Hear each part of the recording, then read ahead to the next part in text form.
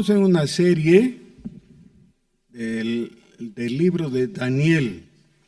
Los que han seguido con atención esta serie de sermones, seguramente se dan cuenta que esta primera parte del libro de Daniel tiene relatos tan interesantes de tipo muy personal. Y podemos entenderlo sin ayuda ni siquiera del contexto. O sea, leemos el pasaje y lo entendemos sin dificultad.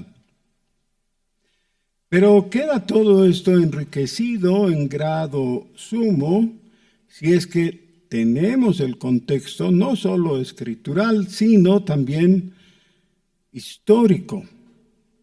¿Qué estaba pasando en medio de eso? Un poquito ya hemos mencionado algunos detalles, pero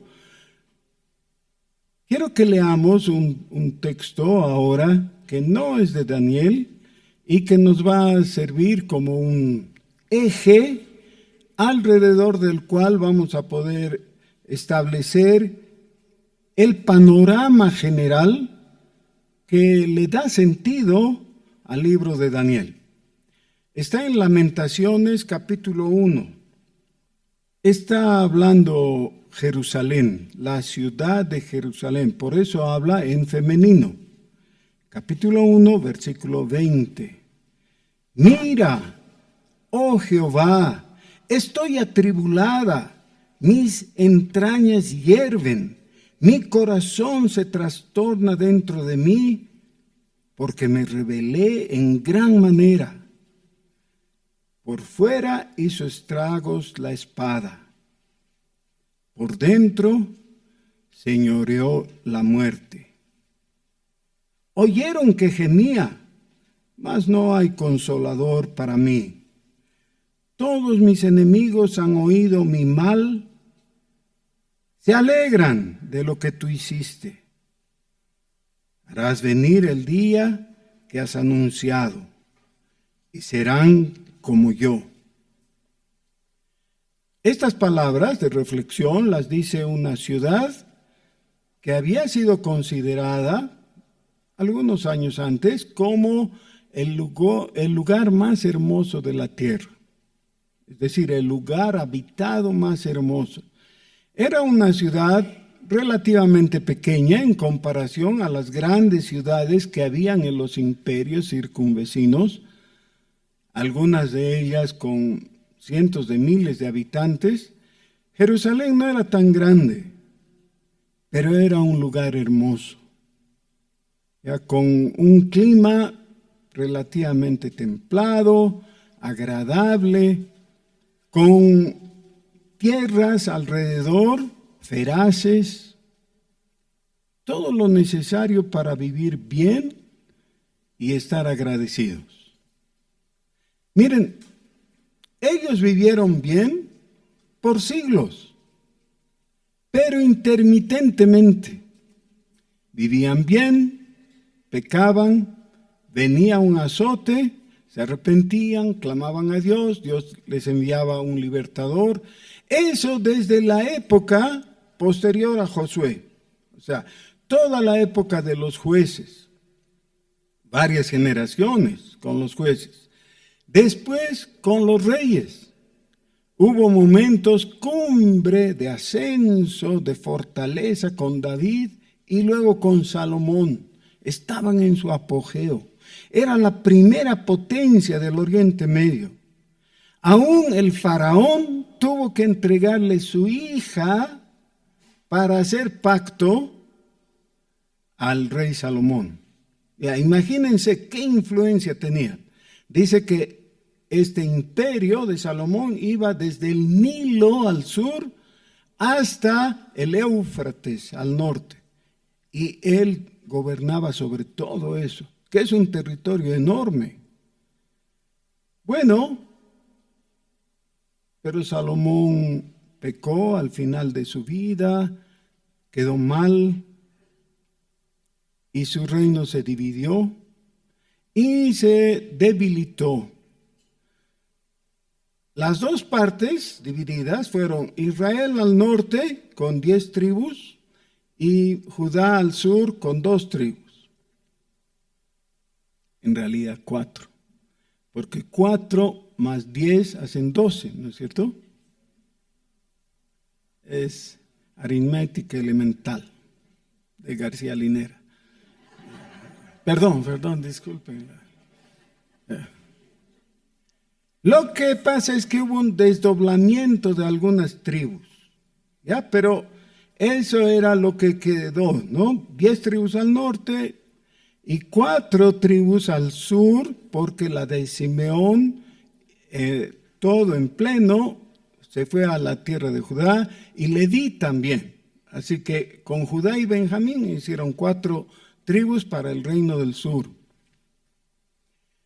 En el sur gobernó siempre alguien de la dinastía de David, ya, un descendiente de David.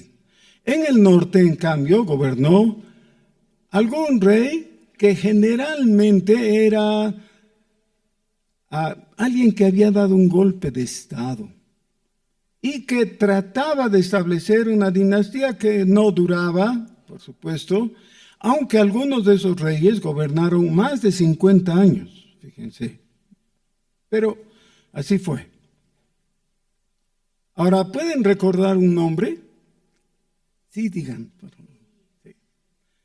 Recuerden el nombre de Ezequías, porque durante la vida de Ezequías, Israel tuvo la última oportunidad de establecer o de realizar una reforma que después les permitiera persistir.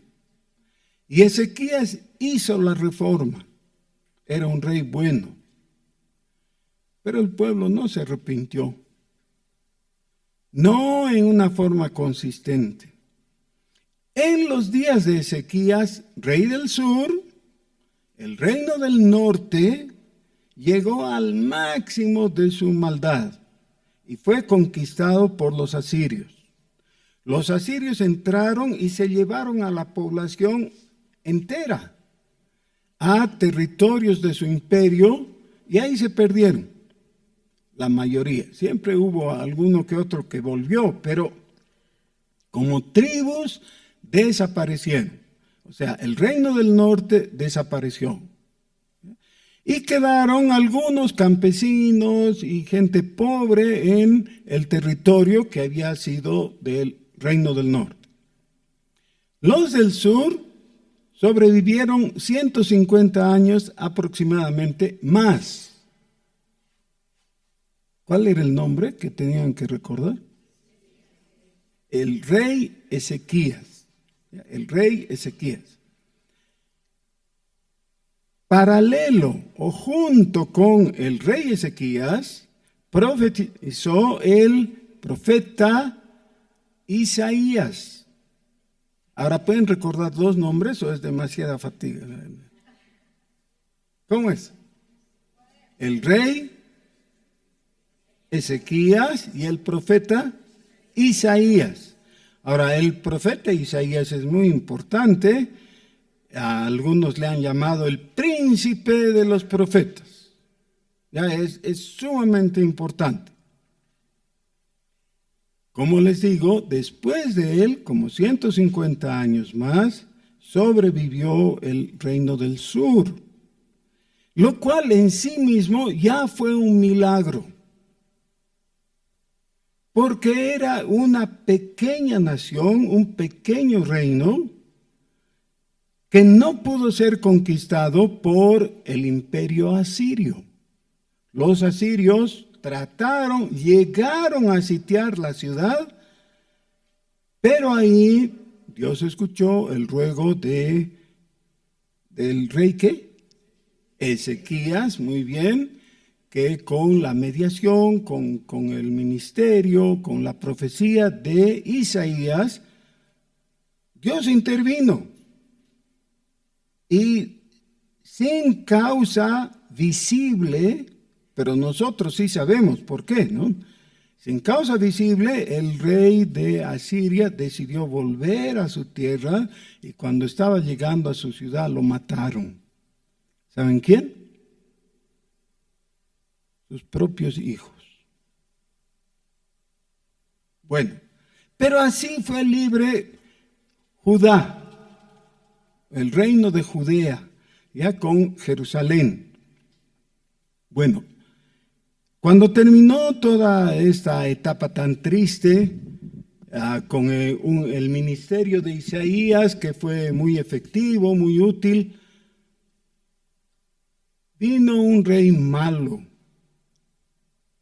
hijo de Ezequías, que se llamaba Manasés, y gobernó más de medio siglo. E hizo todo el mal que uno pudiera imaginarse. Todo lo que podía hacer mal, él hizo peor. Y entonces Dios dijo, no va más. Y se terminó. ¿Saben qué? Es muy interesante porque Ezequías fue un rey bueno. Y Dios le dijo, vas a morir. Entonces él no quería morir, pues, ¿no? Fue lloriqueando y le dijo a Isaías, por favor, dile a Dios cómo me he portado bien y todo, que no quiero morir. Y Dios le dio 15 años más de vida. En ese tiempo engendró a Manasés, el peor rey de todos, de Judá. Mejor se hubiera muerto, ¿no? En vez de tener un hijo así como Manasés.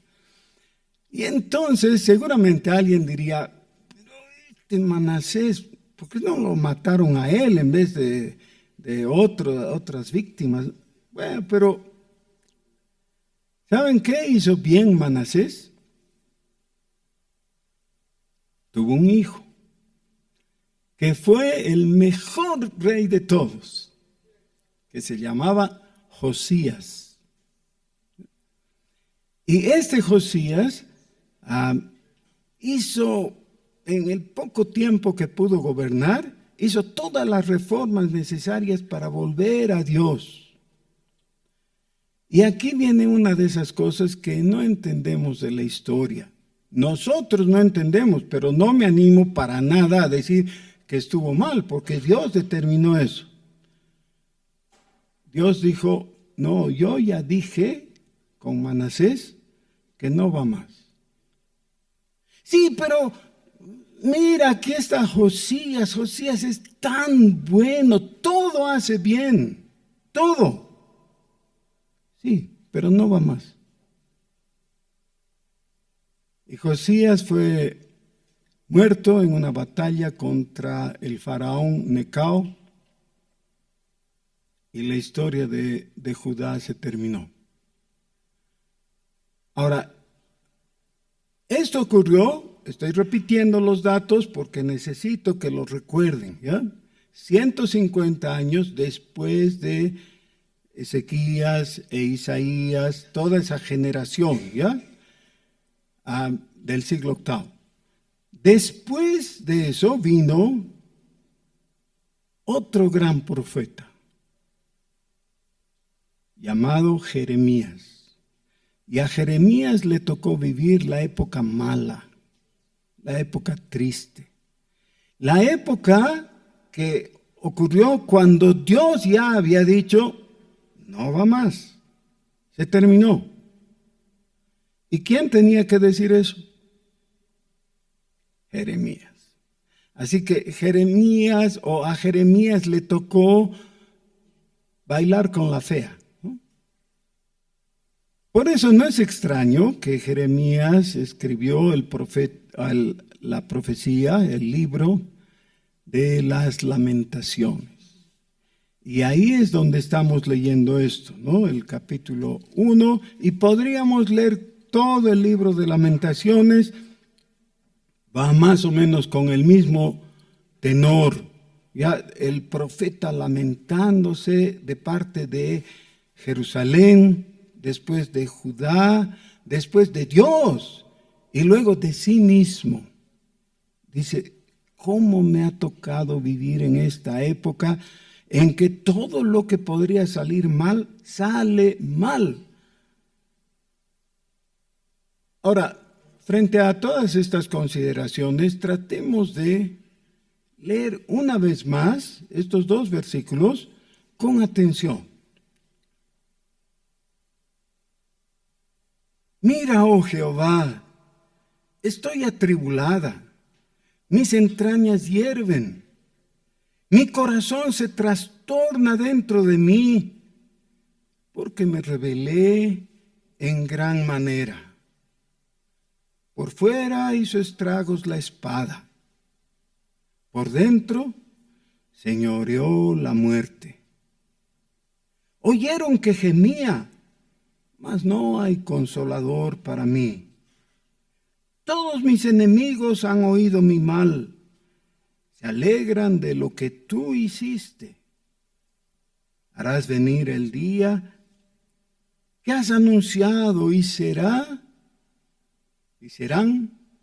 como yo. Hubo profetas que pidieron la muerte a Dios. ¿Se pueden acordar de alguno? Elías, ¿recuerdan? Hemos estudiado. Elías llega un momento en que clama a Dios y le dice, Dios le pregunta, ¿no? ¿Tan enojado estás, Jonás? Y Jonás dice, enojado hasta la muerte. No quiere más. Elías, Jonás, a Jeremías le tocó, a él sí que le tocó la parte pesada. ¿Creen que pidió la muerte? Él estuvo firme. Estuvo firme. Ahora, miren, para esa época tenemos 3 profetas que necesitamos considerar y que si alguno de ustedes valientemente quiere emprender, yo les aconsejo que lean Jeremías, todo el libro, Ezequiel, todo el libro, y Daniel. Iba a decir Danielito porque es libro cortito, pero no, Daniel es el profeta. Hemos estado con los sermones de Daniel y no los entenderíamos realmente si es que no tenemos esa vista múltiple. ¿Qué tenemos? En un extremo, tenemos a Jeremías, que le tocó estar en los días de la invasión de los babilonios. Cuando los ejércitos de Babilonia vinieron y sitiaron y tomaron Jerusalén, Jeremías estaba ahí, estaba viendo y estaba sufriendo, y seguramente ahí es cuando dice esto: por fuera hizo estragos la espada, por dentro señoreó la muerte. La palabra muerte que se utiliza aquí tiene que ver con lo que ocurre con los enfermos en las epidemias. Ya no, es decir, hay problemas externos, sí, eso está representado por la espada, la guerra, los de afuera. Sí, pero por dentro no me puedo defender, estoy enfermo. Y eso está expresado por Jeremías ampliamente en Lamentaciones y en el libro de Jeremías, así se lo conoce. Tenemos, además de eso, algo muy interesante y sobrecogedor, que es el libro de Ezequiel, en el otro lado. Ahora, Ezequiel, como Daniel, fue llevado a Babilonia, fue uno de los cautivos, pero no fue incorporado a la corte de Nabucodonosor como Daniel. Ezequiel se mantuvo aparte de la corte y él simplemente estaba ahí con los otros judíos cautivos, a los que se les dio una serie de de beneficios y ventajas para poder establecerse en Babilonia. Ezequiel seguramente era amigo del salmista que una vez dijo: ustedes me pedían que cante las canciones a Jerusalén cuando estaba junto a los ríos de Babilonia. ¿Se acuerdan ese salmo? Lean la Biblia, hermanos, porque si no leen no se van a acordar, claro, eso es lo que pasa. Para poder acordarse tienen que leer. Lean un capítulo diario por lo menos y vayan atesorando la palabra de Dios. Ezequiel está en Babilonia y a través de él Dios va explicando el por qué. Porque uno podría desde la distancia que tenemos decir: ay, Dios parece que es un poco malito. ¿Cómo les ha hecho eso a los pobres judíos? ¿Cómo han sufrido tanto? ¿Cómo los ha dispersado? Y un ratito. Dios, aunque no nos debe, nos da explicaciones. Y Ezequiel, por ejemplo, el capítulo 10, o especialmente el capítulo 10, nos cuenta de las cosas que ocurrían detrás de bambalinas. ¿Cómo es que los judíos hicieron todo lo necesario para enojar a Dios? Todo lo necesario. Fueron infieles. Ezequiel no es un libro corto. Es como Jeremías. Son dos libros largos. Jeremías, desde el lugar donde estaban experimentando todo el sufrimiento de ser una nación ocupada. Ezequiel desde el otro lugar, sufriendo también, pero entendiendo el porqué de todo lo que venía, toda esa destrucción que ocurrió en Judea. Ahora, en el medio de los dos tenemos a Daniel. Y Daniel tiene un plus. Tiene los capítulos del 7 al 12, donde nos lleva a dar un paso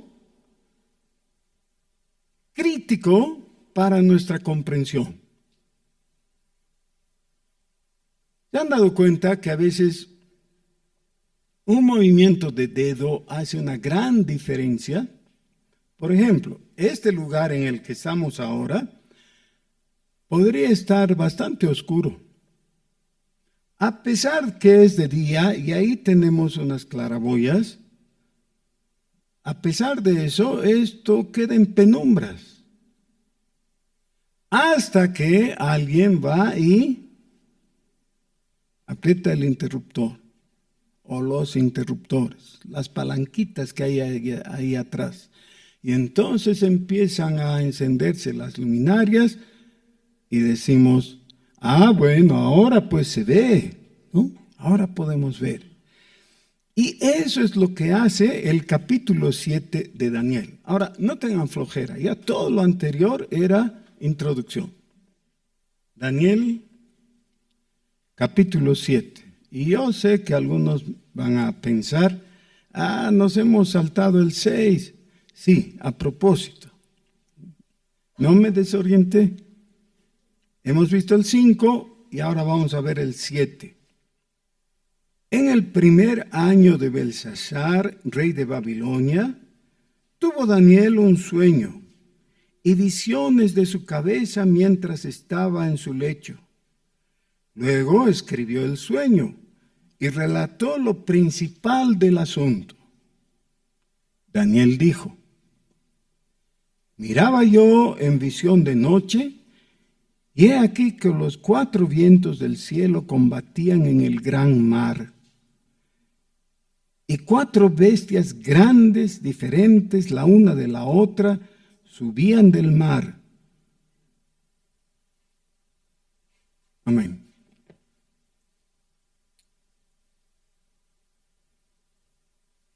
Daniel está contando, y este registro se nota que ha sido copiado por alguien, por eso está en tercera persona, ¿no? En el primer versículo dice: en el primer año de Belsasar, rey de Babilonia. ¿Recuerdan a Belsasar, no? Es el salvaje salvaje no le viene. Es el imprudente que hizo traer los vasos sagrados de Dios para ponerlos en su farra, ¿no? Farra de nobles, príncipes y todo eso. Es ese mismo Belsasar. Dice que Daniel tuvo un sueño y visiones de su cabeza mientras estaba en su lecho. Es decir, ha tenido un momento extático. Con X, no con S, ¿ya? Extático. Ha experimentado éxtasis y a través de eso Dios ha querido comunicarle algo. No nos cuenta todo y está haciendo la aclaración, no es un relato inextenso, es solamente lo principal del asunto. Y ahora nos va a plantear algo muy interesante. Dice que Daniel expresó así: miraba yo en mi visión de noche, y he aquí que los cuatro vientos del cielo combatían en el gran mar. ¿A qué nos recuerda esto? A ver, alguien tendría que acordarse. ¿Qué nos recuerda esto?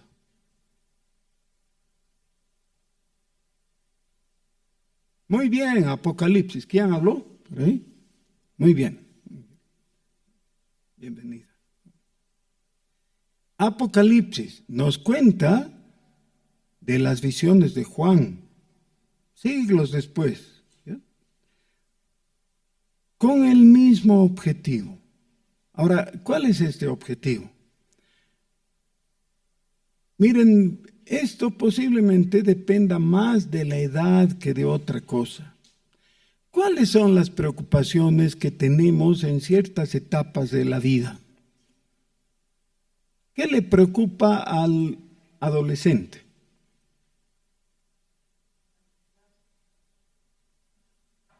Si la chica le va a aceptar o no, eso le preocupa.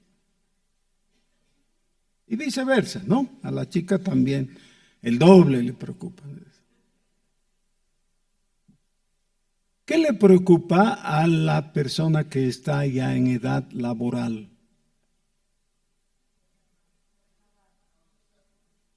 Que le vaya bien en los negocios o que pueda mantenerse en su empleo, que tenga estabilidad, ¿ya?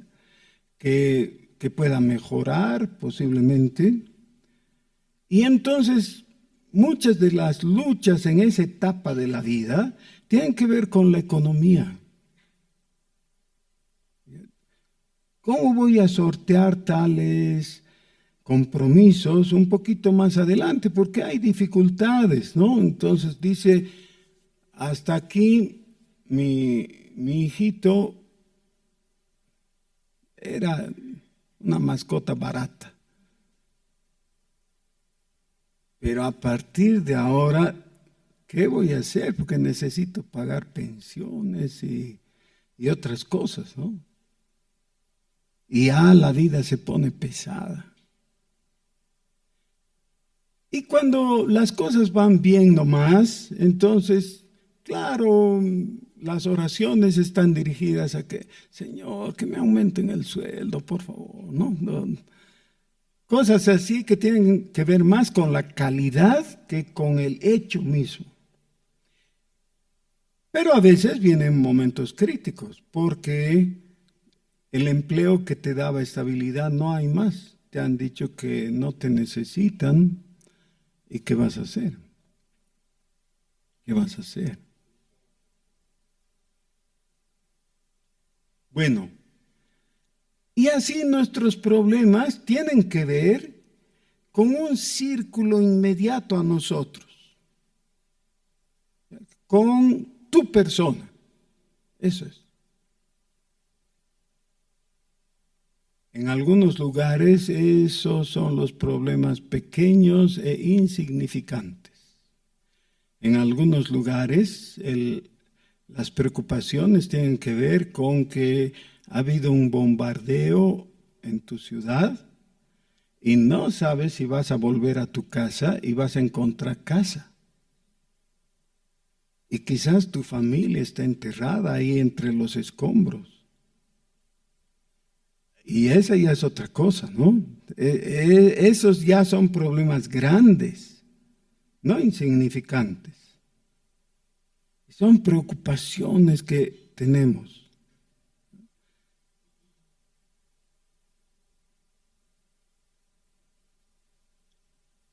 En esta semana que está concluyendo hoy, he ido de retiro al puente. Todos ustedes conocen el puente, por eso les hablo sin necesidad de mayor explicación. Una de las experiencias que a mí siempre me gusta es al bajar de la cumbre hacia los Yungas, prestarle atención a la montaña que queda a la derecha. Es una sola masa de roca. Seguramente tiene sus fisuras y cosas, ¿no? Pero como se la ve a varios metros de distancia, es algo tan sólido y tan estable que es maravilloso. Seguramente a algunos de ustedes les ha tocado pasar por ese lugar cuando hay neblina y cuando hay tormenta. Y cuando hay neblina, esta neblina puede ser tal que casi es como que miraras la pared, ahí. Es algo blanco nomás y fantasmagórico, ¿no es cierto? Y no ves a veces ni a 3, 4 metros de tu auto, estás a ciegas. La neblina te nubla todo. Pero si a eso le agregáramos lluvia y truenos y rayos y todo eso, de repente, por un momento, cuando se abre todo eso, notas y la montaña todavía está en su sitio. Y si le pones atención, vas a notar que la montaña está sonriendo. ¿Sí? ¿Se han dado cuenta? Es que no prestan atención. Si miras la montaña, se está riendo de lo que a ti te produce temor. Toda esa tormenta terrible, sí, te asusta, porque no eres montaña. La montaña está firme. Y un poco de lluvia, otro poco de neblina y unos cuantos rayos le producen sonrisas. Bendito Jehová la roca. Ese es el salmo que cantó Moisés. Eso cantó. ¿Recuerdan? Éxodo capítulo 15. Jehová la roca, inconmovible. Todo esto que están presentando los profetas, lo están diciendo por inspiración de Dios, pero desde la experiencia humana. ¿Hay experiencia de preocupación? Claro. A no ser que seas el 2% de la población, de los privilegiados, que todo te vaya bien, que te andan rogando y todo eso. Pero si no, claro que las cosas nos preocupan. Hay un anuncio que en cierta fecha de octubre se va a acabar la gasolina y se va a acabar, ya, listo. Y algunos dicen, ¿qué me importa? Yo no tengo auto. No, ¿qué importa? ¿Sabes qué? Te tiene que importar nomás, porque cuando tomes un trufí, un minibús, el precio no va a ser igual. No importa que no tengas auto. Los combustibles afectan a todos. Ahora, no quiero preocuparles, quiero despreocuparles. Todavía la roca está ahí, inconmovible. ¿Saben qué es lo mejor? Que la figura literaria, cuando decimos Jehová la roca, ¿qué figura es? Es una metáfora, porque sustituye a un hecho o a una persona o a una circunstancia real por una que describe eso, ¿no? Entonces, Jehová la roca, no estamos diciendo que la roca es Dios, no estamos diciendo, eso sería animismo.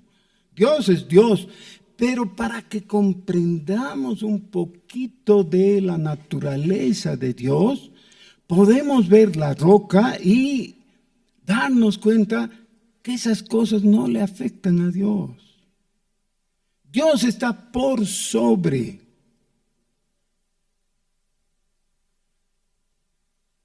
Pero la metáfora tiene su limitación.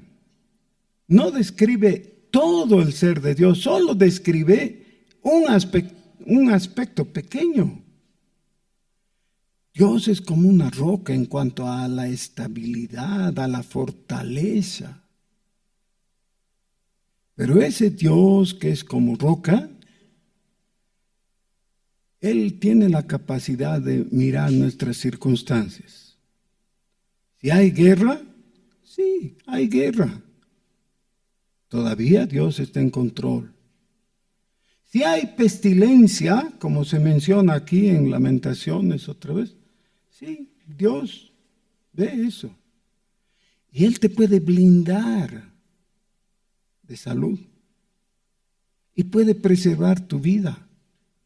Miren, si las cosas hubieran sido como algunos han calculado en cierto momento, tú tendrías que haber muerto con el COVID.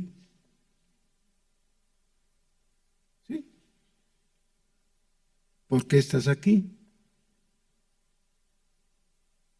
Por la voluntad de Dios.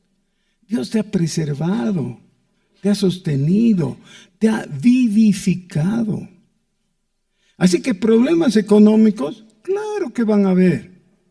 ¿Y problemas de salud? Por supuesto, sí.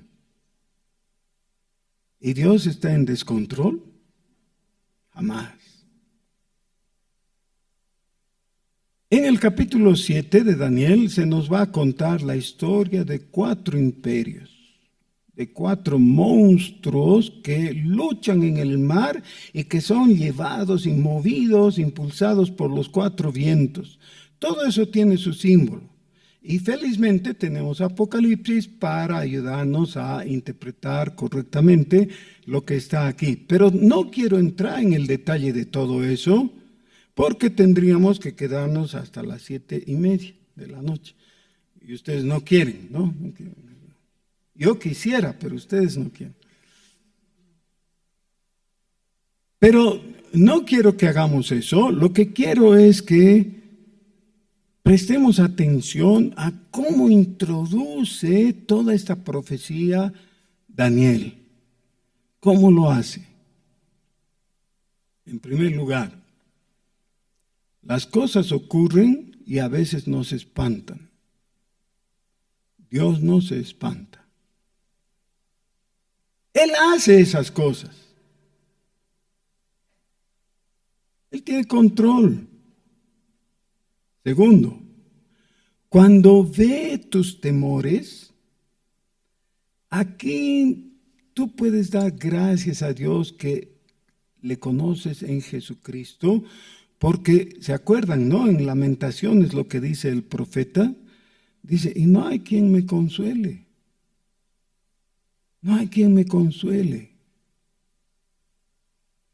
Miren, estamos en un lugar y sentados en una silla y al lado de nuestra silla hay alguien, ¿no es cierto? Te animas a tomarle la mano y le dices, ¿Me consuelas, por favor? Pero a veces ves a esa persona y él necesita más consuelo que tú. No está para consolar. Y a veces estás como en estas sillas de aquí adelante y no hay nadie. Y tocas tratando de buscar consuelo y no hay.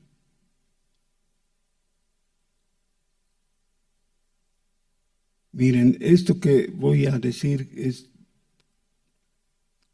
debe ser tomado con toda seriedad. Por favor. Nuestro Dios es invisible, pero no por invisible es menos real. Dios es real. Su nombre significa aquí estoy. Eso es Jehová. Aquí estoy, yo estoy presente.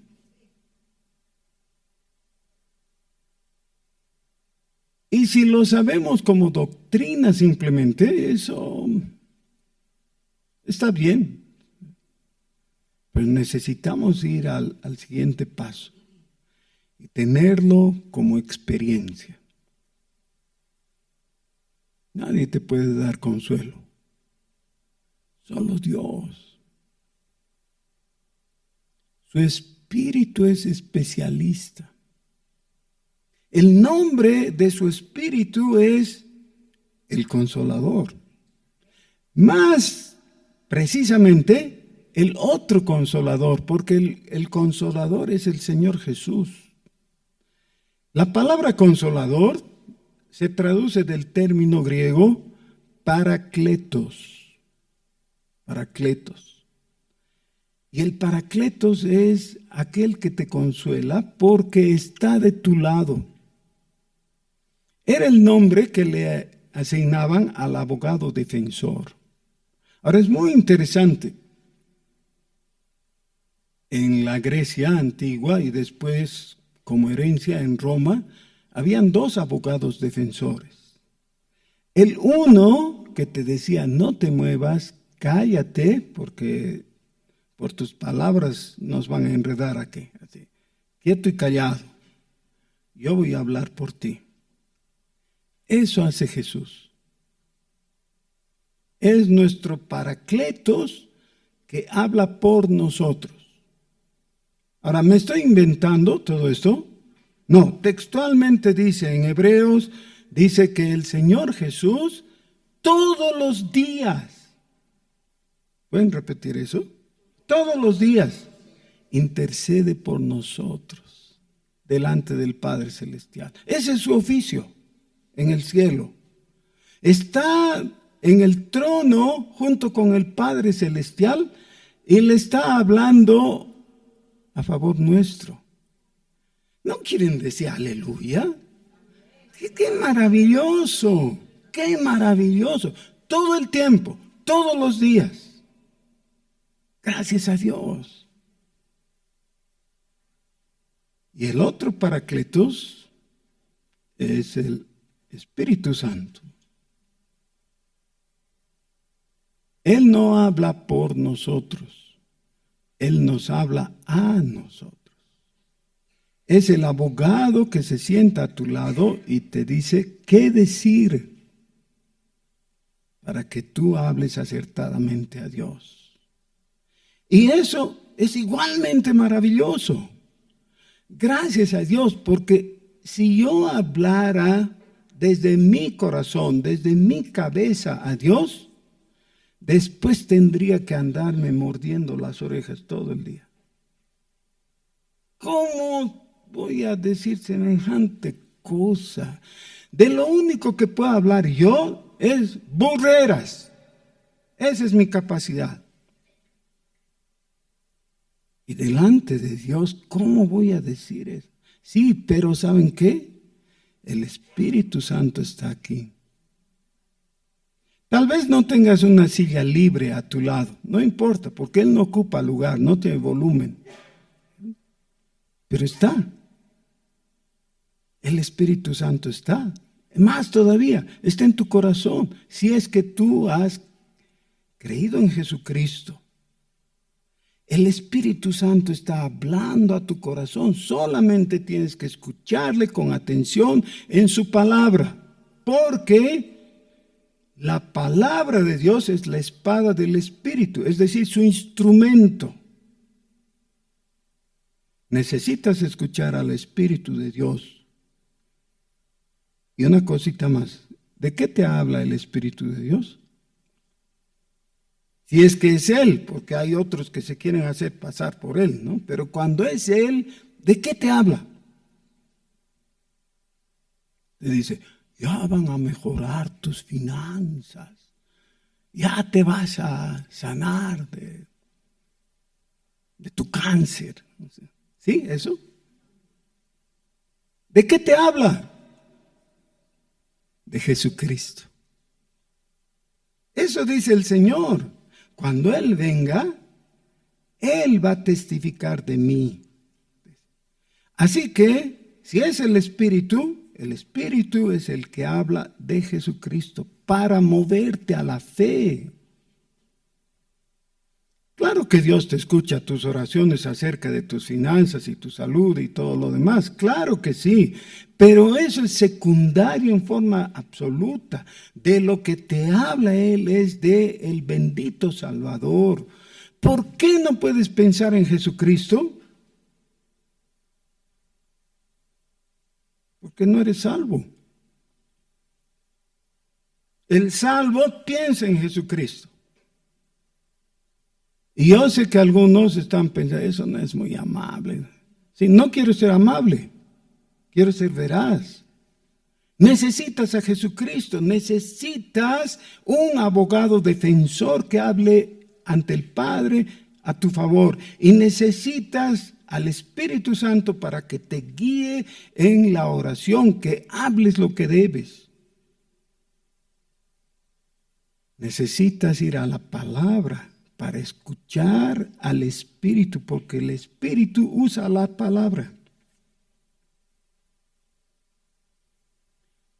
Daniel, para el tiempo cuando estaba con Belsasar, ya hemos visto, ya no era un jovenzuelo. Ya el tema de alojamiento, vivienda, finanzas, ya no le interesaba. ¿Qué le interesaba? Le interesaba su pueblo. Estaba sufriendo por su pueblo. Todavía no estamos viendo, lo vamos a ver en el capítulo 9.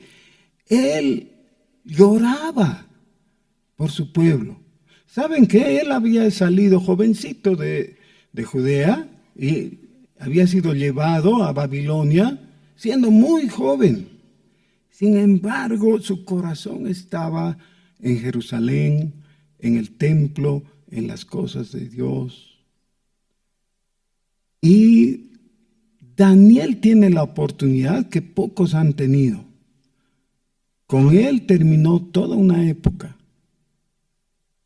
y comenzó otra. Porque con él la figura del Mesías, anunciada ya por Isaías, va tomando forma. Y nosotros podemos entender si es que le ponemos atención. Vamos a orar. Quiero rogarles que no cumplamos un acto, un momento litúrgico y nada más. Oremos. Dios nos está escuchando. Señor, nuestro Dios, Padre nuestro, te hablamos con humildad, porque nosotros sabemos que somos igual que Manasés. Somos capaces de pecar y lo hacemos y nos arrepentimos delante de ti, Señor. Señor, gracias porque tú levantas nuestros ojos y nos llevas a mirar a Jesucristo. Y en Jesucristo tenemos esperanza plena, completa, perfecta. Gracias, Padre, que como iglesia te tenemos a ti. Y eso es lo que queremos, nada más. Contigo estamos completos. Bendito sea Señor. Bendito Jehová la roca. Amén.